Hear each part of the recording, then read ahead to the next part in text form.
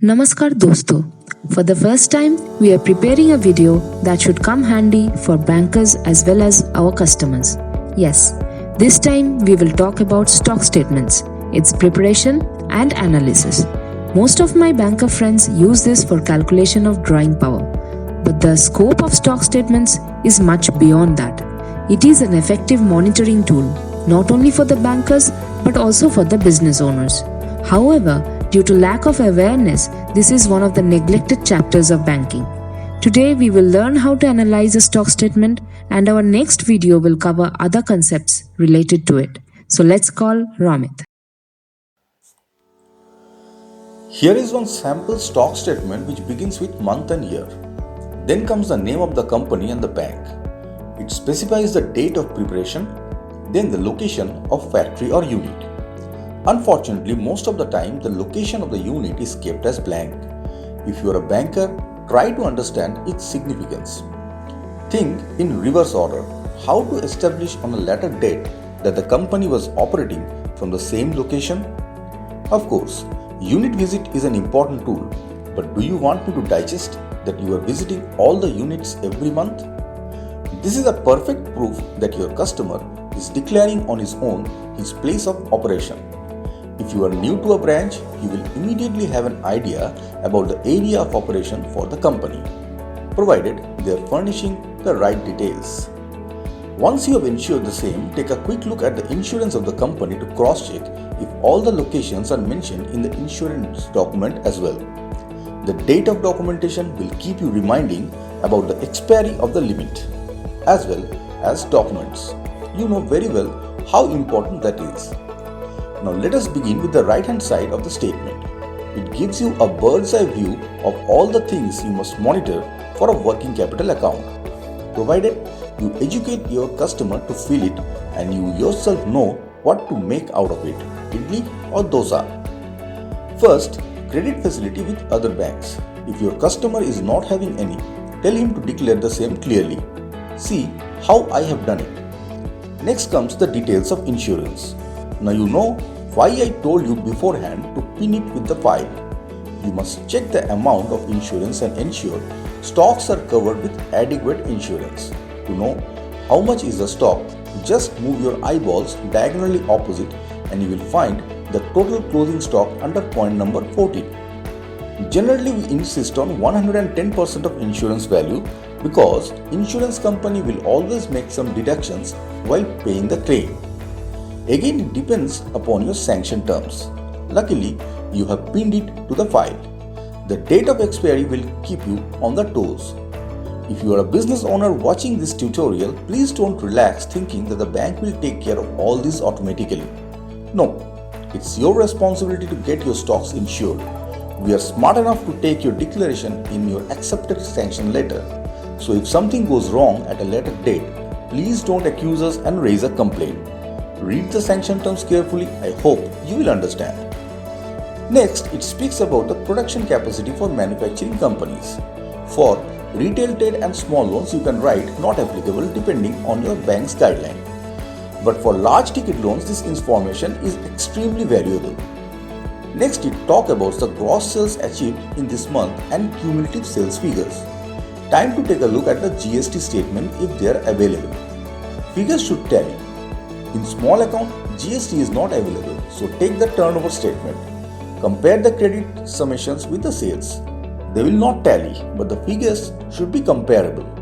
If you find sales shown in stock statement are abruptly higher than credit summation, it's time to check my tutorial on turnover method, where I've explained why it might happen.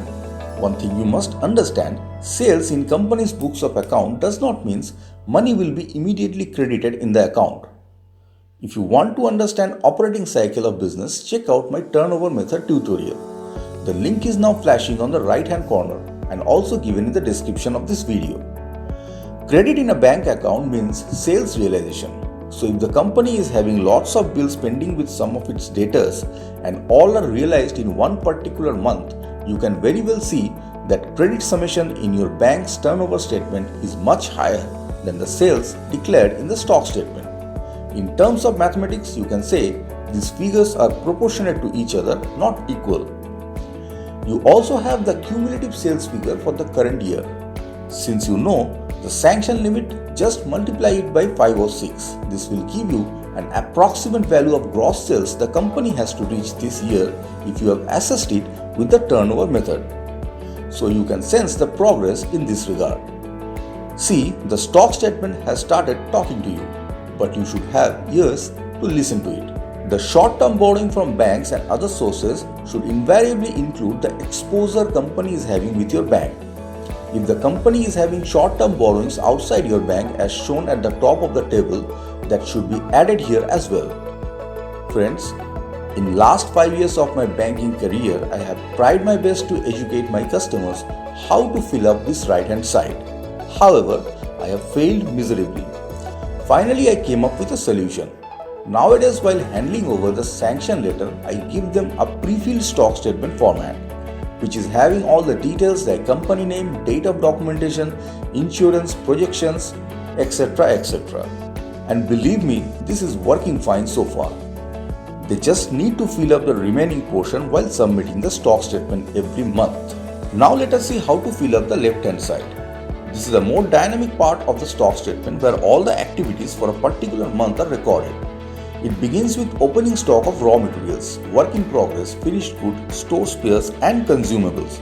However, if you are dealing with a retail trade or company that provides services, then you need to fill only the finished goods. Better to mask up the fields which are not required. This total value of opening stock should be compared with the closing value of previous month. If you have followed my advice, then the earlier month stock statement should be available in the same file.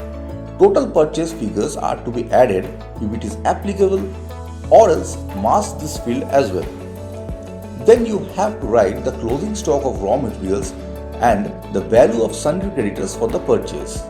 If you subtract the value of sundry creditors from the closing stock of raw materials, what you get is paid raw materials. Now, why this is called paid raw materials? Almost every business gets credit from its suppliers. For example, if you have a shop which sells cold drinks, that shopkeeper need not pay for the entire amount of stock he or she is procuring. He needs to pay some advance and balance amount is paid once the goods are sold.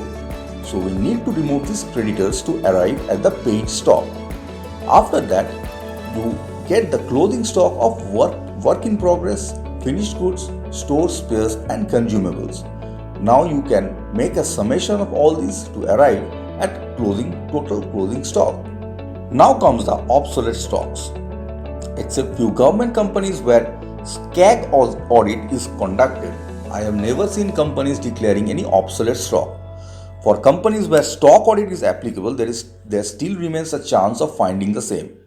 Except that we are totally on the mercy of the company or promoters to call their own stock as obsolete one. If any portion of its stock has been purchased by LC or BG or similar instrument, that has to be mentioned in point number 16. So if the company has availed any non-fund-based limit for procuring stock and there is some balance outstanding, the company must declare the same here. Please be careful with this, as it will be a blunder if there is some LC outstanding for the account and you take this value as nil. I have seen companies intentionally keeping this as blank. Some applies their brain and adds this value in the creditors. That's another mistake. Sundry creditors and LC are completely different things.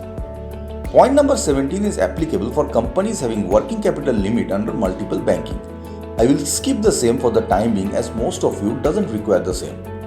Finally, we get the chargeable inventory by subtracting all these values from the total closing stock. This is the figure we have to use while calculating the drawing power, so please note the same. Next come the debtors and its bifurcation into good debts and bad debts. Again, you need to refer to the sanction letter in order to understand debtors up to how many days you can finance. This step is extremely important, as your entire calculation can crumble with a single mistake. Friends, till now whatever we have been discussing comes under inventory finance, because bank is financing items which are necessary to build up the inventory. However, there is one more type of finance called sales finance. This point number 20 includes that figure only. Instead of giving a direct fund-based working capital limit, bank can also finance a company or customer based on actual invoices or sales made. At the end of the statement, there is a confirmation from the customer whether he has attached the detailed book date statement for this month. For high value credit, we always stipulate a condition to submit a CA certified book date statement with age-wise classification. Remember, the CA certificate should invariably contain the UDIN. If you want to know how to check UDIN, you can refer to my tutorial on the same. The link is now flashing on the top right corner of the screen and also available in the description of this video. If you are doing a small loan at your branch level and the guidelines of your bank does not make it mandatory to submit CA certified book dates, never insist for the same. I repeat, never insist for the same. Remember, you will be digging your own grave. The auditors will start checking from your sanction letter only. Now let us understand what is age-wise classification of debtors. It is a bifurcation of debtors depending on number of days it is outstanding in the books of the company or firm.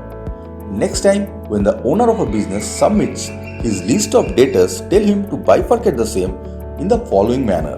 The format is now getting displayed on your screen. Obtaining debtor statement without age-wise classification is meaningless, as you have no clue how much debtors you should consider in your drawing power calculation. The auditors will screw your head on this point. Majority of the manipulations are done in the debtors list, so be careful. Now you have learned how to analyze a stock statement. We will continue our discussion on some important concepts related to it. But for that, you must watch our next tutorial. If you like our efforts, please like or share our video and remember to subscribe to us. Thank you.